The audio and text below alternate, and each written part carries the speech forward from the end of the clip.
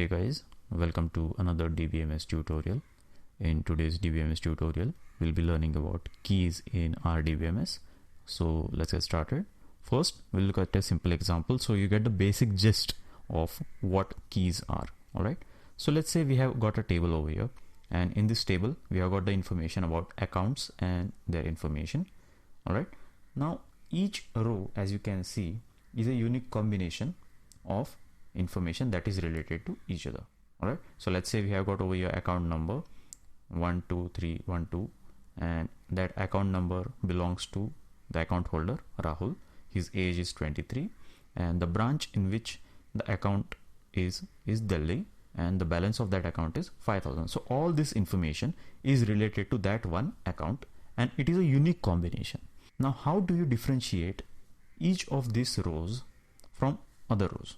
Alright, now to differentiate each row separately, we need to have a unique identifier, that is a property that is unique for each row. Alright, so let's say we will try the name column.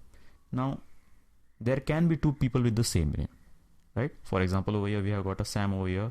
Similarly, we also have got a Sam over here. So this is not a unique identifier. Why? Because more than one person can have the same name. What about the age column? Again, there can be two people of the same age. Neither we can use the branch name because there can be multiple people in one branch. Alright, or we also cannot use the balance because two people can have the same balance. Like over here, Rahul and Rohit have got 5,000 rupees in their balance. Now the account number is a unique number for every account. Hence, we will use the account number as the key to differentiate or to identify each unique identity separately. Alright, so this account number becomes the key. So I hope you got the idea of what a key is. Now we'll look at what are we going to cover in today's tutorial.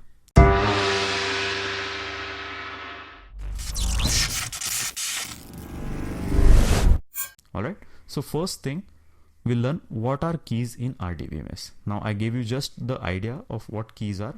We'll just look at the formal definition. Then we'll look at what are the different types of keys. Then we'll learn what is a super key, then what are candidate keys, and what is a primary key. Alright, after that I'll give you a bonus of what are foreign keys. It's a very simple concept, guys. No need to worry. We'll just continue and complete this topic within no time. Alright, so first thing, what are keys? RDBMS, in simple words, is a table of information. Okay, so consider RDBMS as a table. Now you can imagine it. It's a table, and each row, we call it a tuple. Alright, should be a unique combination of information, like we have seen over there. The account number, the name, the age, the branch name, the balance. These are all the unique combinations. Alright, no two combinations can be same. That is, no two rows can be same in RDBMS. Alright, and to uniquely identify any entity from this entity set, since there are multiple entities and it's a table of all these entities, we call it an entity set. We need to have a unique identifier which cannot be same for two entities, just like the account number. An account number cannot be the same for more than one account. Alright, this unique identifier is called a key. Now we'll look at the different types of keys. First, now we'll look at the uses of keys. What are the uses of keys? Okay, now we get it that we need to have keys, but why? Keys are used to uniquely identify entities from entity sets. Alright, so to uniquely identify entities from the entity set. So let's say you want to find out information about an account number.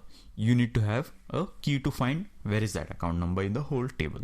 Similarly, you also need keys to establish and identify relationship among tables. Now there can be more than one tables, and we have to connect these two tables with each other. So for that we can use the keys. That's where the foreign keys come into place. Alright, so these are the uses of keys. Now we'll look at the different types of keys that are there in RDBMS. There are mainly three types of keys. First one is called super keys. The second one is called candidate keys. The third one is called primary keys. And finally, we'll also look at the foreign keys. Okay. Now the first question is, what are super keys? A super key is a set of one or more attributes taken collectively that uniquely differentiates a tuple in relationship. That is, it can differentiate an entity from a set of entities. Simple. Now let's look at an example for what is a super key. account number is a super key. Why?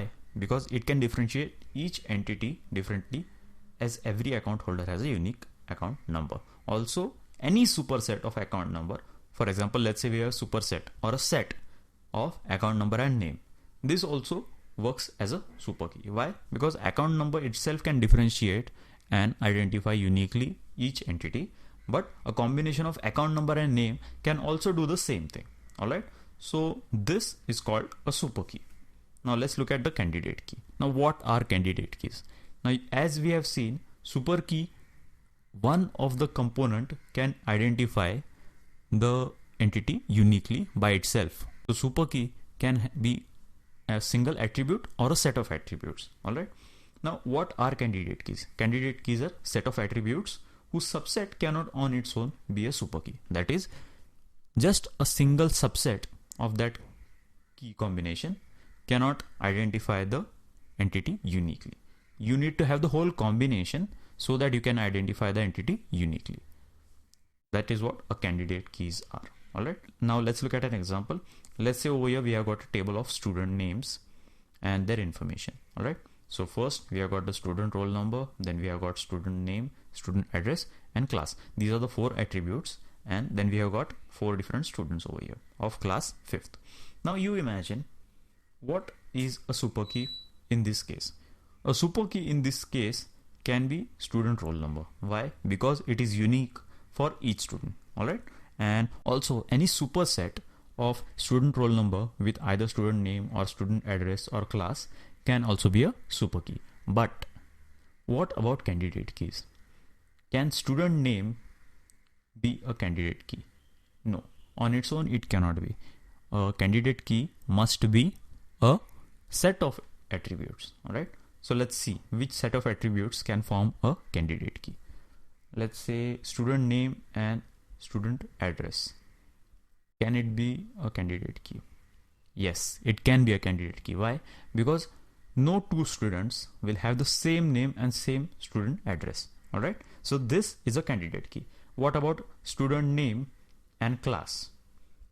No, you cannot, because let's see over here, Ram Singh is there in class 5th and another Ram Singh is there in class 5th. So the set of these 2 attributes cannot differentiate a single entity uniquely. So student name and class cannot work. What about student address and class? Let's say we have a person who is in class 5th and he stays in Krishnaganj Kandivali West. We have another student who lives in Krishnaganj Kandivali West. So this also cannot work as a candidate key. Now what about student roll number and student name? Let's say we have got 23 and Ram Singh, 34 and Harirai Singh, 54 and Sham Singh, 12 and Ram Singh. No, this cannot work as candidate key. Why? Because student roll number itself is a super key. So it can uniquely identify on its own. It doesn't need the student name. All right. So this doesn't work as a candidate key. So this is an example for candidate key. A combination of student name and student address will work as a candidate key, because neither a single one of them on their own can uniquely identify an entity, but a combination can do the same job. All right. Now we'll look at the third one, that is, what about the primary key? A primary key is either candidate key or a super key chosen by the database designer to identify primarily the tuple from the relationship uniquely. So it can either be a candidate key, that is a set of different attributes, or it can be a super key depending on which the database designer has chosen. All right. So the primary key is the super key or candidate key that is chosen by the database designer to identify primarily the tuple from relationship uniquely. All right. A primary key has to be chosen very carefully according to the table. All right. For example, in school table, name of the student is not enough to differentiate a student, but the roll number of the student is enough to uniquely identify the student in that class. Also, the primary key should be chosen so that the attribute values are never or rarely changed. All right. So let's say over example, we have got what will be the primary key: student roll number, student name, student address, or class. All right. So over here we can see the student roll number does not change. Okay. The student name also does not change. Student address may change, may not change, but the class changes regularly. So what is the criteria? it shouldn't change. So class changes. So you cannot keep class as the primary key. What about student address? It also can change. So it also cannot be a primary key. What about student name?